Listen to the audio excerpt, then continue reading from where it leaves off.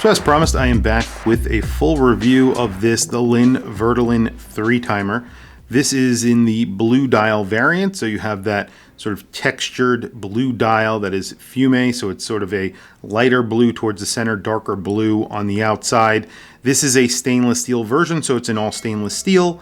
It's all bead blasted as well, so the entire case, the bezel, the crown, the bracelet, all bead blasted, and a very nice satin finish.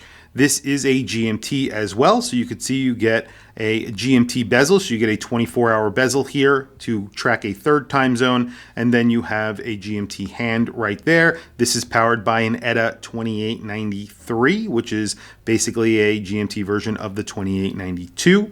This is an integrated bracelet watch that takes a lot of inspiration from watches like the AP Royal Oak Offshore. However, this sort of stands on its own design-wise, in my opinion, especially considering the bracelet.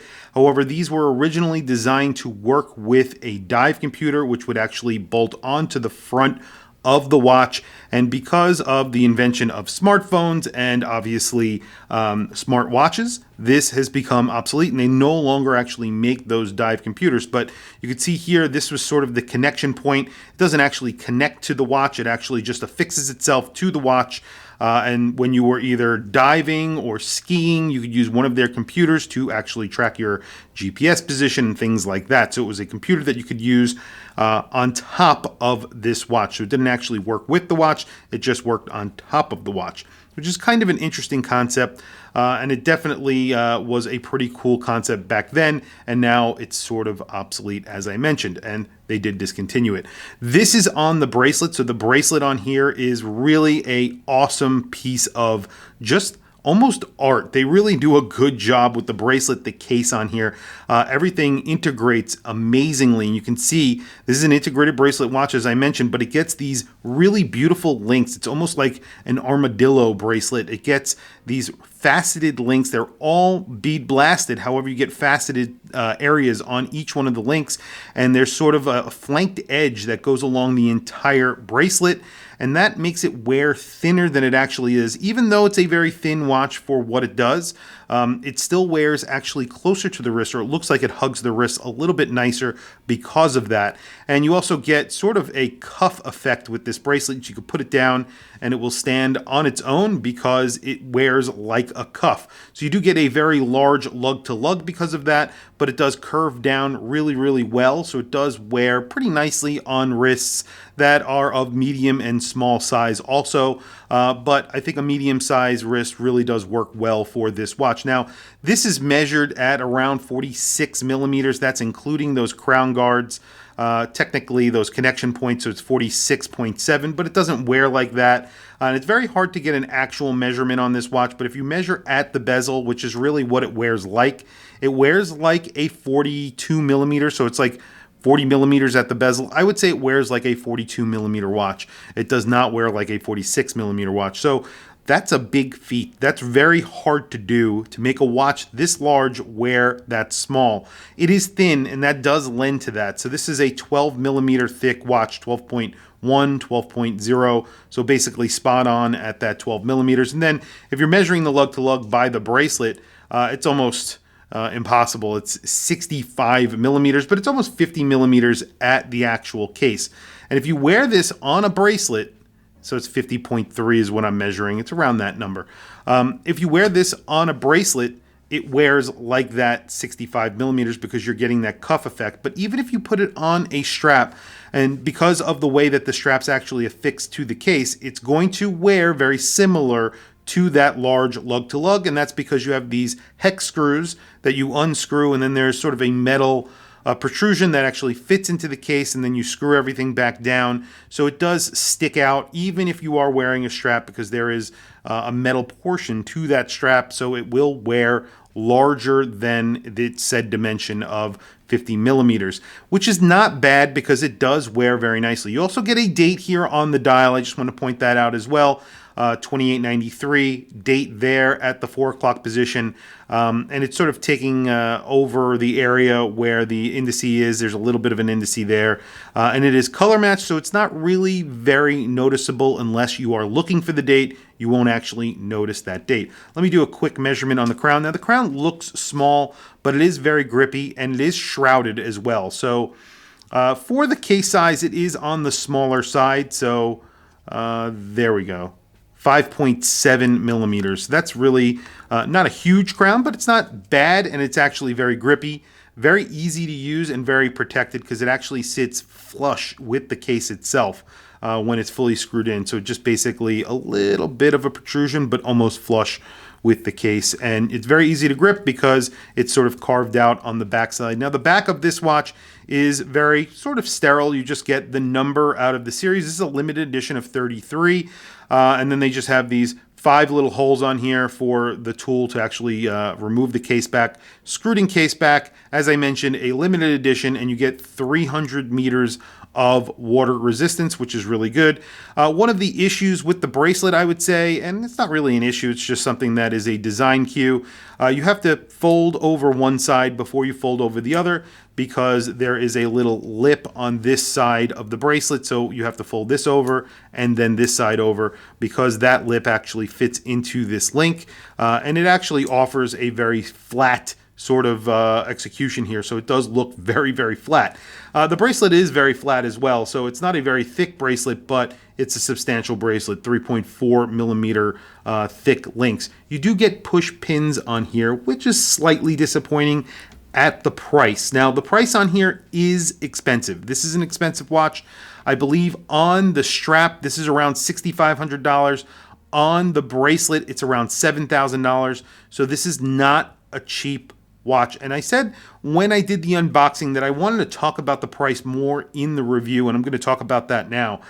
I think this is an expensive watch. Now, there's a few reasons why it's expensive, and one of those reasons is not the movement. The movement in here, as I mentioned, in ETA 2893 is a typical movement that is used in a lot of watches. In fact, I have a few watches here that I'm going to show you that have that exact same movement in it that are significantly cheaper than this watch. Now, this doesn't have the exact same movement. Actually, I shouldn't say that.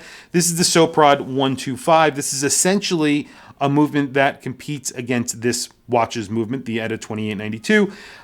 This watch cost me around $500, but it did retail for $1,700.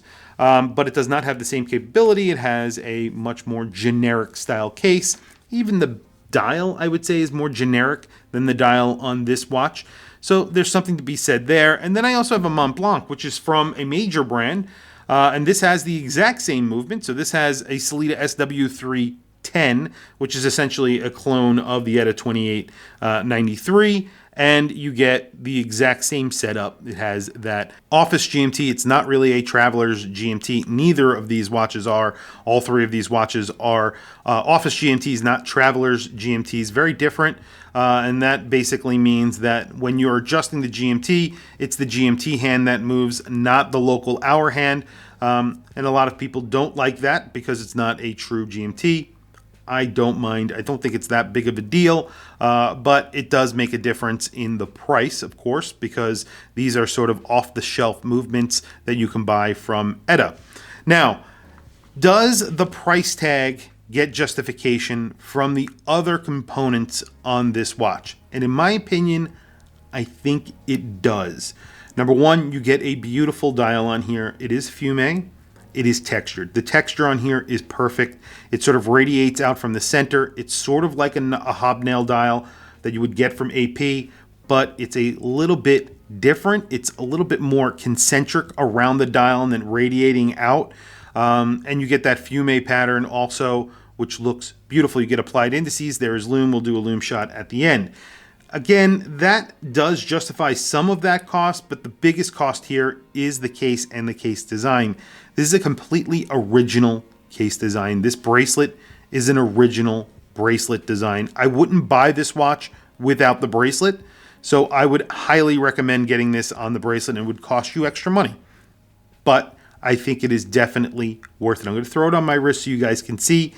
It is expensive, But I think if you want this design, there's really nothing out there that's going to give you the look that this watch gives you at any price.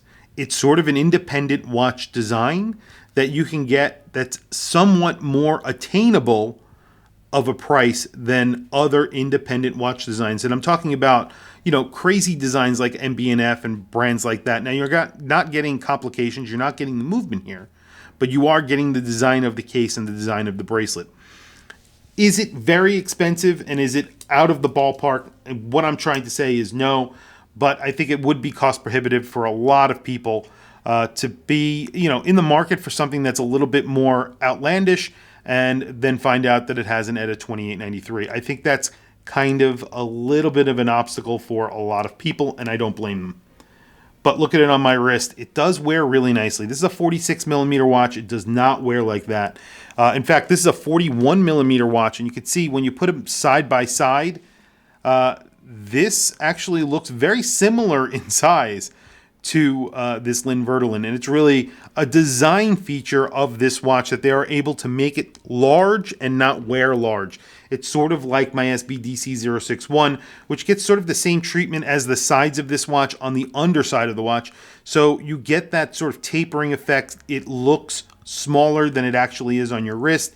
It's an extremely comfortable watch. The bracelet is comfortable. The case is comfortable. It's just a beautiful watch. It's really a beautifully made watch and a beautiful looking watch. Unfortunately, there are a couple of issues. Now, as I mentioned, there is one issue that I mentioned with the bracelet. I think that's a little bit of a design flaw. Not really a design flaw. I guess it gives you that extra little low profile right there. I think they could have done that without having to do either side, but that's fine. I think the biggest flaw that I found with this watch is the bezel action. The bezel is a bidirectional bezel. It is made out of steel. It is bead blasted as well. I think there's a little brushing area around the bezel as well. When I go around with this bezel, it always gets stuck right here, right before the 6 o'clock index, and there's that 24-hour indice on the actual bezel index on the bezel. When I go past there, it gets really tight to the point where I almost cannot get it past, and I have to really dig in and try and get it past. Once you get it past, it actually loosens up and works perfectly fine. But that is a little bit of a disappointment, especially considering the price. Now, this is X out of 33, so it could be that this is a prototype and that is an issue with this watch in particular, and maybe it has been addressed in their regular lineup of watches. But that is just the only thing that I would say is kind of disappointing, especially considering the price. Would I purchase one? Absolutely, and I think one day I will have a Linde Werdelin in my collection, without a doubt. I really do love this watch. I love the design. I think they did an incredible job. It's like an AP from the future. If AP went into the future 50 years from now, I think this is what they would have looked like, and I say would because Linde Werdelin has already done it, so they can't do it now. So they have to choose a different design. Anyway, I think they're a really good looking watch, and I do think that the sort of quality and the look of the watch actually justify the price, but it is tough to justify that price, and you really need to love the look of this watch to pay that money. But very quickly, let's do a Lume shot and then wrap up the video. Lume is decent. It's pretty liberally applied where it's applied, but there isn't a ton of it. It's a little bit disappointing. You have a contrasting color on the GMT hand. That's about it. Again, there's a couple of quirks. Like I said, the bracelet is awesome. I just don't like the fitment or the way that the bracelet actually fits into itself. Where the clasp is, when you're putting it on, it's a little bit confusing. You have to get used to it, putting one side in before the other. I think there's sort of design ways of getting around that. Number one. Number two, although it does add a lot of security and it gives you that flat profile, so there are benefits to it, obviously. A lot more secure because it does fit into each other. The other thing is the bezel. The bezel action for this watch, considering the price, not that great. It's sort of inaudible. It doesn't feel really good when you're turning it. And like I said, I had that problem there around the 6 o'clock index. So not that great, kind of disappointing there as well. But the style of this watch, and really that's what you're paying for. It's the engineering, the way that they actually engineered this case, designed this case. The design is really what it's about. This is a watch that's all about the design and less about the actual movement. And you have to see past that. If you can see past that, the movement is not a bad movement at all. It's just sort of an off-the-shelf movement. Nothing too special. But a lot of brands use these movements. A lot of brands don't sell their watches for $7,000. So it's something to be considered.